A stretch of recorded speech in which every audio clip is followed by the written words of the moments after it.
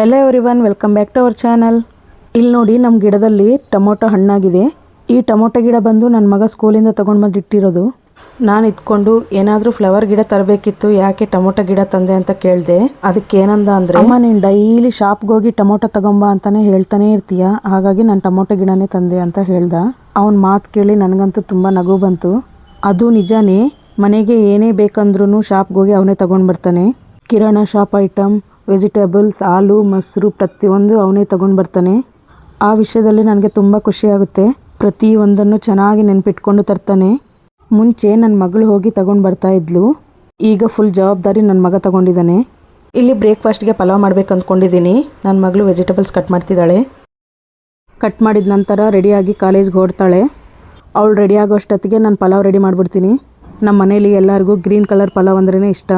ಇಲ್ಲಿ ಪಲಾವ್ಗೆ ರುಬ್ಕೊಂಡಿರುವಂಥ ಮಸಾಲೆ ಬಂದು ಸ್ವಲ್ಪ ಹಸಿ ಕೊಬ್ಬರಿ, ಒಂದು 4-5 ಹಸಿಮೆಣಸಿನ್ಕಾಯಿ, ಬೆಳ್ಳುಳ್ಳಿ, ಶುಂಠಿ, ಕೊತ್ತಂಬರಿ ಸೊಪ್ಪು, ಪುದೀನ ಸೊಪ್ಪು, ಸ್ವಲ್ಪ ಚಕ್ಕೆ, 2 ಲವಂಗ ಅಷ್ಟೇ ಮಿಕ್ಸಿ ಜಾರಲ್ಲಿ ಮೆತ್ತಗೆ ರುಬ್ಕೊಂಡಿದ್ದೀನಿ. ತುಂಬ ಈಸಿಯಾಗಿ ಸಿಂಪಲಾಗಿ ಮಾಡ್ಕೋಬೋದು. ಟೇಸ್ಟ್ ಅಂತೂ ತುಂಬ ಚೆನ್ನಾಗಿರುತ್ತೆ.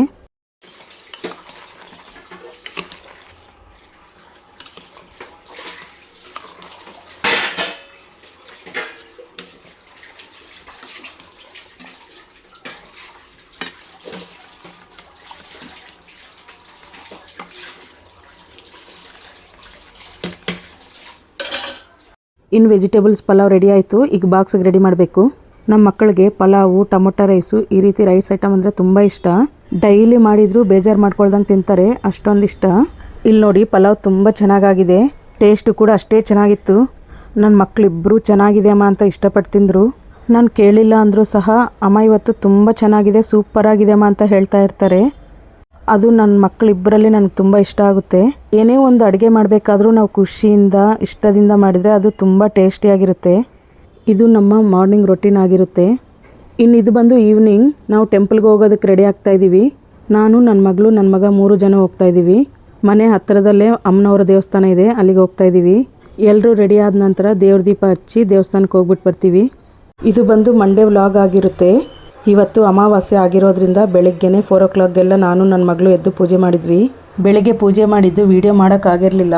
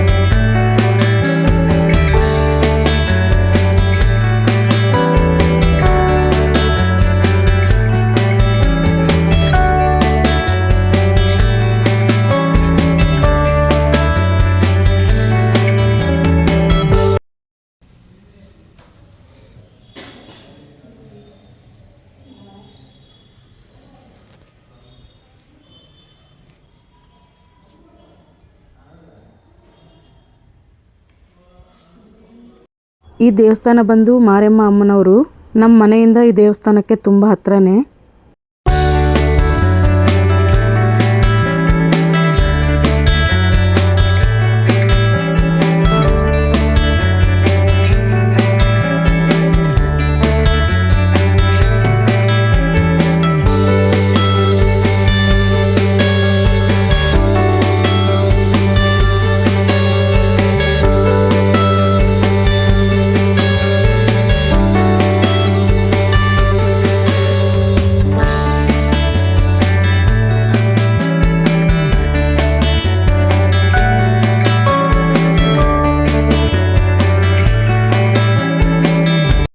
ನೆಕ್ಸ್ಟು ರಾಮರ ದೇವಸ್ಥಾನಕ್ಕೆ ಹೋಗ್ತಾ ಇದ್ದೀವಿ. ಅದು ತುಂಬ ಹತ್ರನೇ.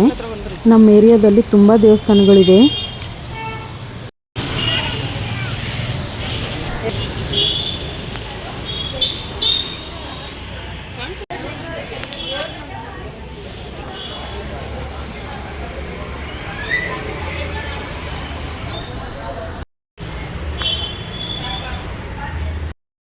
ದೇವಸ್ಥಾನದಿಂದ ಬಂದಿದ ತಕ್ಷಣ ಊಟ ಮಾಡಿದ್ವಿ. ಊಟ ಮಾಡಿದ ನಂತರ ನನ್ನ ಮಗ ಮತ್ತು ನಮ್ಮ ಯಜಮಾನ್ರಲ್ಲಿ ಮಾವಿನ ಹಣ್ಣು ಹಚ್ಕೊಂಡು ತಿಂತಿದ್ದಾರೆ. ಡೈಲಿ ಅಷ್ಟೇ ಊಟ ಆಗಿದ ತಕ್ಷಣ ಅಪ್ಪ ಮಗ ಇಬ್ಬರು ಫ್ರೂಟ್ಸ್ ತಿಂತಾರೆ. ನನ್ನ ಮಗಳಂತೂ ಮುಟ್ಟೋದೇ ಇಲ್ಲ ಫ್ರೂಟ್ಸ್ನ. ಫೋರ್ಸ್ ಮಾಡಿದ್ರೆ ಮಾತ್ರ ಸ್ವಲ್ಪ ತಿಂತಾಳೆ. ಡೈಲಿ ಫ್ರೂಟ್ಸ್ ತಿನ್ನೋ ಅಭ್ಯಾಸ ಮಾಡ್ಕೋಬೇಕು, ತುಂಬ ಒಳ್ಳೆಯದು ಹೆಲ್ತ್ಗೆ. ಮುಂಚೆ ನಾನು ಅಷ್ಟೇ ಒಂದು ಫ್ರೂಟ್ ಮುಟ್ತಾ ಇರಲಿಲ್ಲ, ಈಗೆಲ್ಲ ತಿಂತೀನಿ. ಈ ವ್ಲಾಗ್ನ ಫಸ್ಟ್ ಟೈಮ್ ನೋಡ್ತಾ ಇದ್ದರೆ ಚಾನಲ್ನ ಸಬ್ಸ್ಕ್ರೈಬ್ ಮಾಡ್ಕೊಂಡು ನೋಡಿ. ಹಾಗೆ ಒಂದು ಲೈಕ್, ಒಂದು ಕಮೆಂಟ್ ಮಾಡಿ ಸಪೋರ್ಟ್ ಮಾಡಿ. Thank you for watching.